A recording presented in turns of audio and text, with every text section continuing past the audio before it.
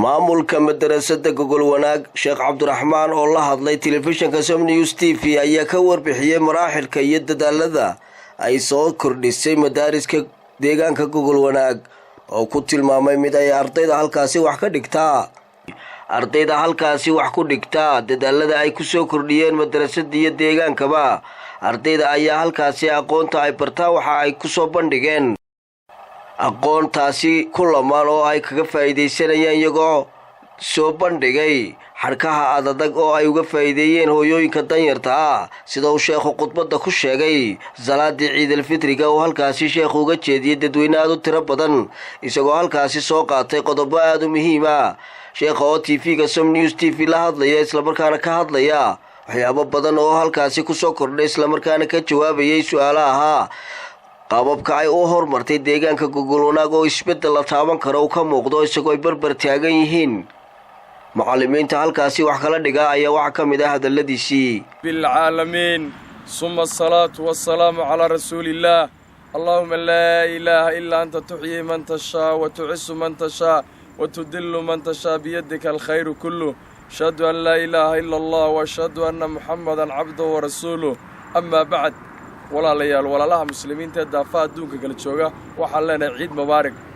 kullu caam wa antum bikhayr sanadkiisa ilaahay khayr nagu gaarsiiyo inta gaadhayna khayr baan rajaynayna inta aan gaadhina ilaahay dambigooga ha dhaafo jannada Allah geeyo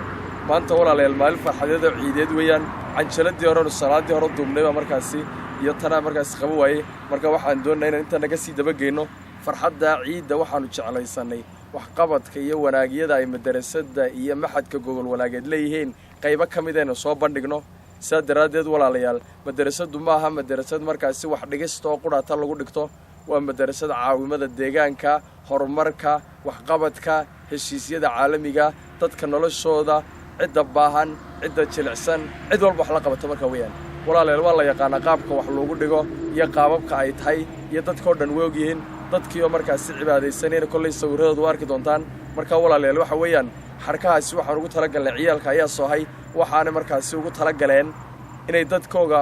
danyarta ah Soomaaliga sida waalidiinta kuwa goblanka kuwa carruurtooda ka fog yihiin kuwa markaas dad waaweyn oo culus ah looda iyo xarkaha warka ariga iyo geela markaas ay iskaga xidhaan hawshaasina qofka aan haysanin bay markaas dhibaato iyo dareen ku leedahay laakiin qofka meelaha iska fadhiyo lama weyna saadaradeed walaalayaal adduunka oo dhan waxaan u sheegaynaa in maalin farxadeed aan ku sugannahay masaajidkii maanta wuu buuxsamay dibadda lagu tukaday Soomaaliga banaanka iyo barxad iyo meel walba markaas soo istaagtay dadkiina markaas way arki doontaan cibaadaduna markaas ma sha Allah aad iyo aad markaas wanaagsan tahay walaalayaal markaas waan khayr badan baan idin rajaynayaa adduunka oo dhan markaas waxaan la kullu caam wa antum bikhayr taasina anaguna farxad badan mar ku sugannahay madrasadii dhiskeyga waa ka hore nagu dhamaaday sanadadii hore maxadkiina u dhamaaday dhawaana insha Allah waa la galayaa marxalad cusubna markaas waa hor socodana waa la gaaray adduunka oo dhan marka waxaan leeyahay qofkii ka qayb qaadanay ku soo dhawow qofkii kale markaas maxaan ku raadin niyada ku taageero qofkii kale la dhibaatadaada iyo kareedkaaga ka dayso madrasadan meeshan ilaahay baa taageeraya lacag badan baa ku baxda kharash badan baa ku baxa macallimiinta ku hareeraha iga taagan iyo kuwa kale ayaa dhiga ardayda dhigataana markaas aad bay tiro badan tahay kullee xafladii laga duubay arki doontaa hadal dheer ugu maan tala gelin laakiin dadka adduunka oo dhan markaas khayr baan u rajaynayaa gale waxyaabo fara badan iminka madrasadeed waxay ku hormartay waxa kamid ah ardayda madaarista waxaanu kula tartanaa xilliyo kala duwan baan markaas tartanada qabanaa waxaanu sameeynaa Soomaaliga ciyaalka madrasadu way soo galaan kama baxaan waxaanu sameeynaa ciyaalka waxyaabo kala duwan oo horumaraan u sameeynaa iminka ciyaalkaas sameeyay 250 xarig wax ka badan bay keeneen garar baa laga dhigay dad taag daran oo jilicsan oo deegaanka ah oo aan waalidiin ah oo carruur ilaahay siinin ama carruurtooda ka dhimatay ayaanu xarka ugu talagalnay 15 qoys oo markaas qoys walba waxa la siinaya 2 xarig ama 3 xarig baa la siinaya waxay ka mid tahay wax qabadka waaweyn waxa kale oo noo hirgalay miskiin kalkaal baa deegaanka ka hirgalnay kaasina waxay ka mid tahay waxyaabaha madrasadu sameeyeen ardayda imika waxay marayaan qaar baa imika 30 kiisii dhameynaya qaar baa imika maxadkiisii dhameynaya waxyaabo fara badan oo horumaraba markaas walaal jira dadka qaar baa laga yaabaa inay gararkan iyo aanay xarkaha laftooda fahansaneen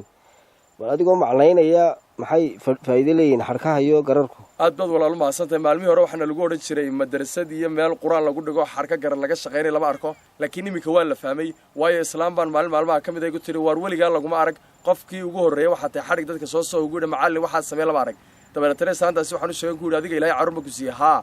dadaan ilaahay carruur siin soo ma jiraan way iibsan karayaan hadaan ilaahay adduun siinina ka waran nin aan u geeyey baa maxaan ku dhahay waxa uu sheegay inuu dhici gaadhay Soomaaliya sida uu suuxi gaadhay farxadda xarkaasi gaysay waayo carruur mulaha goblan ayaa ahaa xarkihii uu soo iibsan kari waayay marka walaal waxaan ugu kalifay waxay ahayd inaanu dadka tabaalaysan noocyada kala duwan hadday hanti tahay hadday xoolo tahay hadday xoog tahay wadooyinka oo ciyaalku markaa way ka shaqeeyaan oo ciyaalka rooroon baa shaqeeya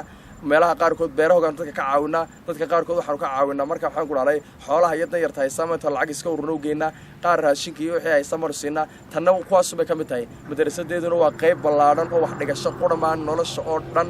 ayay markaa walaal ka shaqaysaa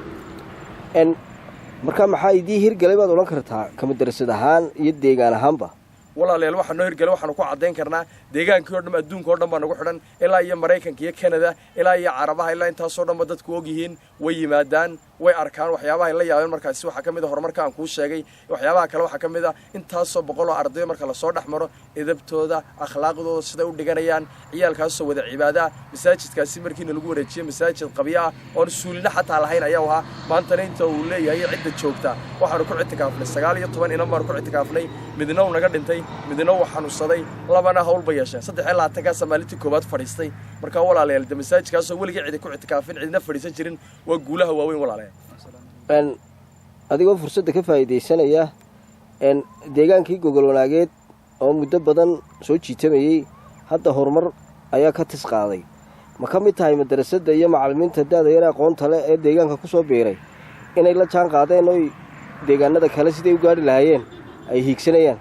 khayr Allah ku sii walaal aad baad maasantahay waa runtaasi ilaa imika 5 tuulo ayaan muxaadarooyinka iyo waanada iyo wacdiga gaarsiinaa annagoon ku faanaynin oo lahayn dadkaas aan wax u geynay laakiin walaalahayga oo la wadaagnay inaan dareenkaasi wacdiga iyo waanada gaarsiino wixii inta ka siyaarsan waxaan isku dayaynaa meelayaga kale ee sida magaalada Arabsiyo iyo deegaanada kale imika tuulooyinka aan tageen anaga iyo macallimiinta kale ka gaarsiino waxa kamid ah Beeyel Liibaan Uluq biyo macaan iyo Carayaabo Soomaaliya wacdiga iyo waanadaanu markaasi maalmaha qaar gaarsiinaa taasina dadku aad bay soo dhaweeyaan dumarka waliba aad ugu badan muxaadarooyinka yimaada si joogtaana markaasi dumaradaasi waan ugu muxaadareynaa ilaahayna waxaanu ka bareenaa dadka iyo cid kastaba in markaasi khayrka gaarsiiyo annagana horumarkaasi aanu dib ilahay noo celino hore noo sii wado adduunka naga caawinaya dadka waxaanu qabsanayna ilaahay uu noo sii hirgeliyaan markaasi leenahay adigana sida khayrka ba firfircoon ee nolosha shaqeynayso ilaahay ubadkaaga iyo ehelkaaga iyo arrimahaaga khayra kaaga siiyo waayo Soomaaliya waxa tahay nin firfircoon oo khayrka jecel aadna u taageera ayaa tahay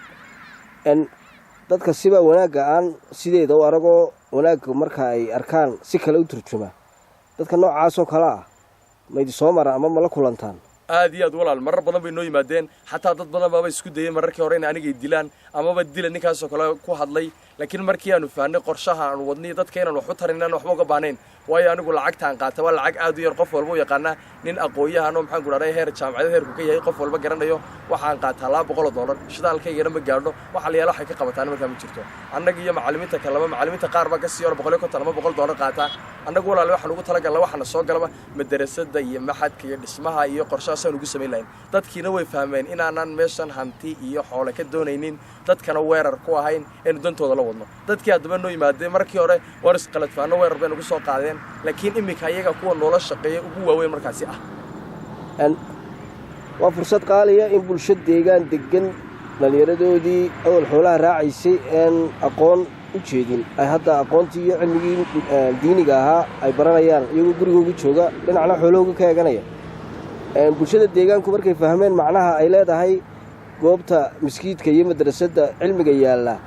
si noocyo bay idila shaqeeyaan wallaahi walaal aad baad u mahadsantahay imika odayaasha dumarka iyo dhalinyartu qaabaan kala dhicin bay nolol shaqeeyaan qaabaan kala dhicin bay cilmigana u dhigtaan kolley maxaan ku dhahlay maalmaha ciidda laga baxay marar badan dawladtii loo yimaaday ee duubitaano badan laga sameeyay imika dumarka gabadha alif ka bilowday imika waxay maraysaa ugu sareysaa in arsalnaano waxay imika sii dhameynaysaa alifna way ka bilowday waa hooyo 12 carruur leh dhabarka gusida gosha gusida dhinacana jiidanaysa hooyooyinka kalena qaar ku xiga iyo qaar hareer socda iyo qaar ka hooseeyba weeleen odayaasha deegaanka sida caaqilada markaasi odayaasha iyo markaasi duqeydii rag kala duwan nala shaqeeyaan dhalinyarta si aan kala dhicid lahayn bay nagu sameeyaan imika waxyaabaha maxaan ku dhahlay aad iyo aad ka aan loo iloobi karin markaa madrasadda nagu soo maray ee qiimahooda farbadiyay waxa kamid ah ardayda oo markii hore cibaadada ku adkeyd oo maanta salaada subax qaarkood noo yimaadaan salaatuleelka dumarka tukan jiray rag marka la iska daayo marka walaalayaal deegaankaas cirka ayaa u maraya sanadka soo socda bisheeda waxaan rajaynaynaa deegaankayga agagaarkiisa qof bilaa cibaado ah iyo qof bilaa cilmi ilaahay idankiisa in laga waayo walaal aad baad u mahadsantahay nimanka aqoonyahanka deegaanka u dhashay ama jaararkayga ama culimada waaweyn ee waddankeena waxaan walaalayaal ugu baaqayaa meeshaasi horumar laxaadle ayaa ka hana qaaday waanad arkaysaano waxay indha arkaamay markaasi ilka gooyaan baa layidhi qof walba inuu soo booqdo oo uu yimaado soo shaahido wixii caawimaa ee af leh adin leh aqli leh fikrad leh wax walba inuu walaal qofkaasi ku darsado ayaan markaasi kula talin lahay waxaa kaloo iminka nala shaqeeya qaar fara badan baa nala shaqeeyo magacyadooda ka geeyon karaynin haddaan iminka soo qaato culimada waaweyn rag badan oo Soomaaliyeed baa nala shaqeeya sida Cabdullaahi Barbaraawi iyo rag badan baan su'aalaha isweydiinaa sheekha Soomaaliyeed markaasi la yiraahdo waxaan ku dhahlaayay rag fara badan baa nala shaqeeya oo kaasoo Sheekh Yuusuf Badal la yiraahdo kaloo nala shaqeeya Sheekh Yuusuf Jaamac Sheekh la yiraahdo kala asaguna nala shaqeeya rag fara badan baa markaa nala shaqeeya qaar badan waxaan rajaynaynaa in markaasi inaan iyagana xiriir la yeelano si ay nooga caawiyaan arrimaha diimeed iyo waxyaabaha aan gaadhin markaasi walaalayaal anagu horumar ballaadhan oo dhinacyo badan isla jaan qaadaya xataa rag aqooniyo maadiye leh ayaa iyaguna fikradaha nagu caawiya odayaasha caaqilada sida caaqil maxaan ku dhahay Maxamed Cabdikariin oo kale uu nala shaqeeya caaqil Cabdirashiid Carab oo kale uu nala shaqeeya rag fara badan oo markaasi ayaa nala shaqeeya baa jirta marka walaalayaal dimeesh waa meel ballaadhan oo dibad iyo gudaba la isku xidhayay qof walba waxaan kula talin lahaa diinta Ilaahay baa laga qaataa ilaahayna markaasi waxa uu leeyahay waanfiqu mimma rasaqnaakum min qablu an yatiya ahadakum al-maut fa yaqulu rabbi irji'un xoolihiina iyo jaahiina iyo magaciina iyo xolba bixiya intaan markaasi eelka iyo xabaashayda dhigeen ayda dib waxa taatacin marka waxaan kula talin dhamaantiin ninka maal haya ninka arin haya ninka adduun haya ninka aqoon haya nin walba walaal meesha diinta Ilaahay ku darso adiga ku barakoobaysaa intaas sarorta dhinaca kula talin dadkaas su'aasha u dambaysa waa su'aal isbarkan xiriir nooceeyo baa idiga dhaxeeya wasaaradda awqaafta waxbarashada iyo mas'uuliyiinta degmada walaal waxa naga dhaxeeya waxaan ku dhahay gudoomiyaha kii hore gudoomiye Xamse marba laba jeer buu noo yimaaday oo dadana noo iman jiray ilaa agaasimaha diintii oo qalqaaftay maxaan ku dhahay degmada Arabsiyood agaasimaha diintii oo qalqaaftay waxaan ku dhahay gobolka Gabiley ayaguna agaasimaha gobolka noomu imanin laakiin asagana xiriir baan uga dhaxay telefoon oo kala haysanaa waanan wada hadalnaa ka degmaduna guriga waxa uu nagu yimaadeen masaajidka meeshana uu indheeyay ardayda iyo xaaladeeda markaasi uu eegay waanu ka wada hadalnaa laba jeer buu ka degmadu noo yimaaday diinta markaasi waanu ka wada shaqeynaa arrimaha guddiga wanaag fariis iyo xumaan reebista markaa gobolka Hargeysa waanu wada shaqeynaa caasimadda Hargeysa markaasi ballaadhan oo laxaad leh u socotaa ilaa heer degmo ilaa iyo markaasi heer gobol ilaa iyo markaasi heerka dawladda dhexe waa la shaqeynaa cidii markaasi dawladda ka tirsan oo dhan waxaan rajaynaynaa xiriir inta ka sii sareeyo la shaqeeyno dawladdeena wanaagsan markaasi madaxweynaha Muuse Biixi markaasi Cabdina uu ka hormuudka yahayna waxaan rajaynaynaa xukuumaddiisa Ilaahay u saalo hawlahana u fududeeyo dhinaca diineed inuu kala shaqeeyo asagana kula dardaarmi lahaa inkastoo marar badan ka shaqeeya haddana inuu ka sii xoojiyo wasaaradda diinta iyo qalqaafta la sii xoojiyo ayaa kula talin lahaa warahmatullahi wabarakatuh ilaahay baa mahadle kullu caam wa antum bil khayr balan hay jazakallahu khayr aljazaa soo sheekhu sheegay aad iyo aad bay wanaagsantahay madrasadu way fiican tahay marxalad wanaagsan baan ku sugannahay alxamdulillaah ilaahay ka jazaas iyo cidii wax ku darsatay iyo sheekhaasi baa assalaamu calaykum sida sheekhu sheegay waxaan leenahay aad iyo aad bay fiican tahay madrasadu marxaladeeduna aad iyo aad bay fiican tahay marka waxaan leenahay jazakallahu khayran halkaas ka sii wadana assalaamu calaykum Musa Xuseen Xasan Zom News TV degmada Arabsiyo ee gobolka Gabiley